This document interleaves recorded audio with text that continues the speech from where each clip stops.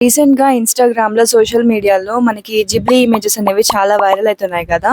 So, ఎందుకు మనం గూడా ట్రై చేయకూడదు అని చెప్పి నేను గూడా ట్రై చేద్దాం అనుకున్నాను. అయితే నేను ఆలోచించాను ఎందుకొచ్చిన రిస్క్ అని చెప్పి నేను స్టార్ట్ చేయలేదు. మనకి దాని గురించి ఒక సైడే తెలుసు. దాని డార్క్ సైడ్ మనకు తెలీదు గదా!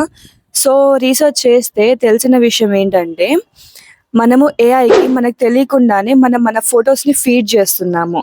అంటే మనం ఎప్పుడైతే చాట్‌జీపీటీలో మన పిక్చర్స్‌ని అప్‌లోడ్ చేస్తున్నామో, మనకు తెలియకుండానే మన ఫోటోస్ అనేవి వాళ్ళ డేటాబేస్‌లో స్టోర్ అయితాయి. వాళ్ళు అఫీషియల్‌గానే చెప్పారు. మేము మీ ఫోటోస్‌ని ఏఐ ట్రైనింగ్ పర్పస్ కోసం యూజ్ చేసుకుంటాము అని. ఏఐ డేటాబేస్‌లో సేవ్ అయిన ప్రతి ఫోటోని హ్యాకర్స్ హ్యాక్ చేసే ఛాన్స్ అయితే ఉంది. సి ఫేషియల్ డేటా అనేది గోల్డ్ కన్నా చాలా వాల్యుబుల్. కొన్ని కంపెనీస్ అయితే కోట్లు పెట్టి మరీ ఇలాంటి డేటాని కొంటూ ఉంటాయి. మీ ఫేషియల్ డేటాతో ఏఐ మీ ఫేస్‌ని క్లోన్ చేయగలదు. ఒక్క ఫేస్ అనే కాదు, మీ ఎక్స్‌ప్రెషన్స్, మీ వాయిస్‌ని కూడా అది క్లోన్ చేయగలదు.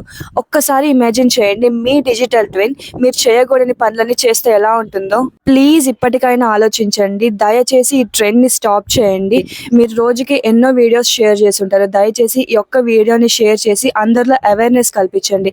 ఇప్పటికే సోషల్ మీడియాలో ఇలాంటి అవేర్‌నెస్ వీడియోస్ అనేవి స్ప్రెడ్ అవుతూ ఉన్నాయి. If something is free, you are the product. Your face is currency. And అది మనం ఒక జస్ట్ కార్టూన్ ఫిల్టర్ కోసం ఇచ్చేస్తున్నాం. ఇది ఎంతవరకు కరెక్ట్?